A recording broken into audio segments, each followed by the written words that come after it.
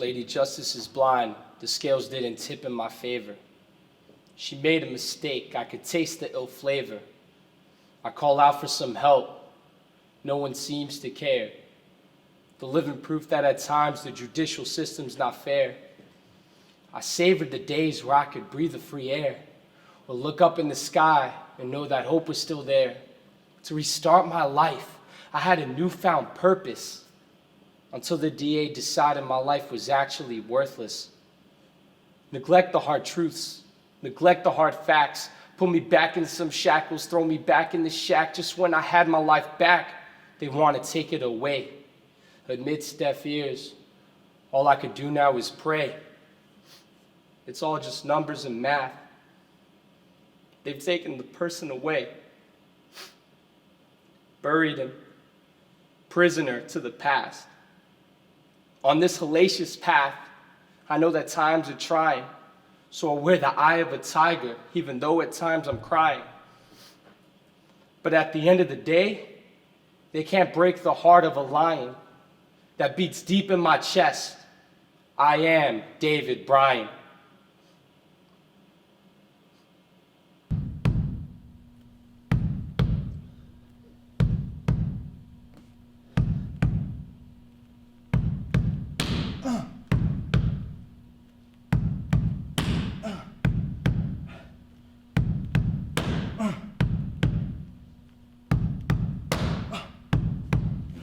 David was raised in a Bronx tenement project.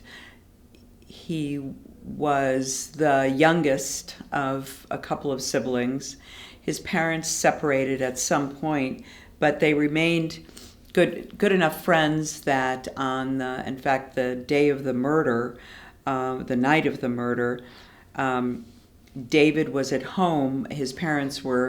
His mother had come over to his father's apartment where David was living to have the two of them go out to some club to go dancing, and then they came home much later that evening.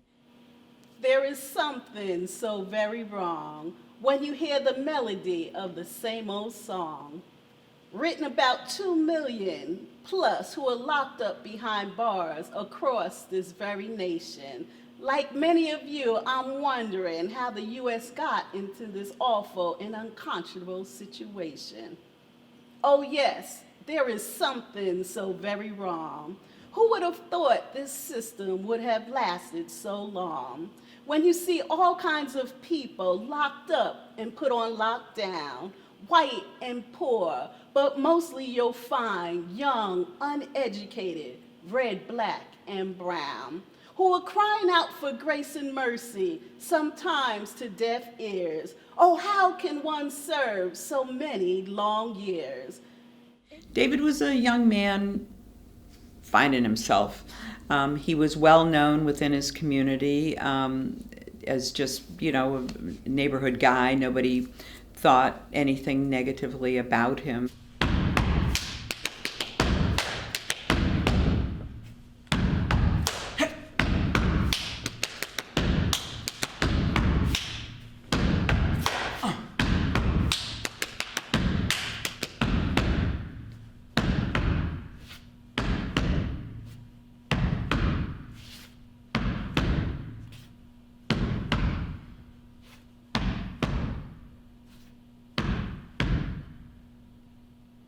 Centurion Ministries is an organization that was started in 1980 when Jim McCluskey, who was a seminary student at Princeton Theological Seminary, started as his field ed work, started ministering to inmates at Trenton State Prison, and an inmate there named Chiefy De Los Santos told him that he was wrongly convicted, and that was the first time that Jim had ever heard that, and it had never occurred to him that our criminal justice system did anything other than function properly. But this man persisted in his claim of innocence, so Jim eventually brought the man's transcripts home, the police reports, read the entire record of his case, came to believe he was innocent, and then dropped out of seminary for a year, worked on his case, and brought forward the chief witness against him, and ultimately hired a lawyer to get the case back into court. And in 1983, Chiefy was exonerated in a Newark courtroom. And that was the beginning of Centurion Ministries, because Jim, while he finished out his commitment to the seminary, he realized that he was never going to be a classic minister type. So he started this work, and he called it Centurion because it was the centurion that stood at the foot of the cross and declared Christ wrongly convicted. Surely this one was innocent. My Redeemer has saved me from sin. My soul is awake and I live. Because their lives are stolen from them, substantial portions of their lives are stolen from them, substantial portions when a normal person is really developing who they're going to be. These folks are in prison. So I don't know who they could be if they'd been given the opportunity to get it sorted. I mean, because who we are when we're 18 is rarely, who we are when we're, 20, 30, 40, or 30, 40, 50,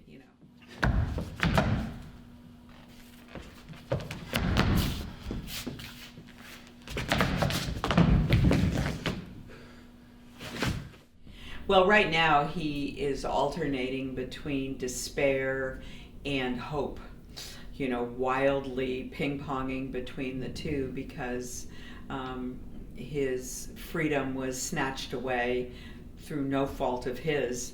It turned out that our judge didn't have the right to free him from the courtroom. He had the right to overturn his conviction, but he did not have a right to free him because New York had a statute that said if you've been convicted of a felony involving a child, you do not get bail. Humpty Dumpty sat on a wall. Humpty Dumpty took a great fall. All his king's horses and all his king's men couldn't put Humpty Dumpty back together again. Who will cry for the little boy, lost and all alone?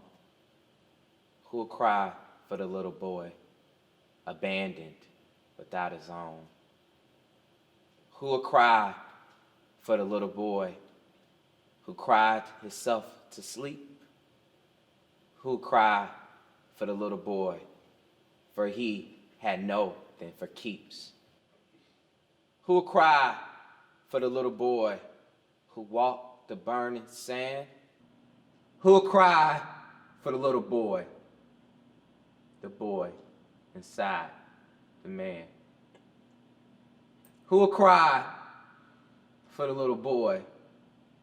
Oh, a good boy he tried to be. Who will cry for the little boy inside of me?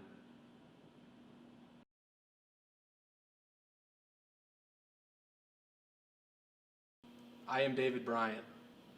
I am David Bryant. I am David Bryant. I am David Bryant. I am David Bryant. I am David Bryant. I am David Bryant. I am David Bryant.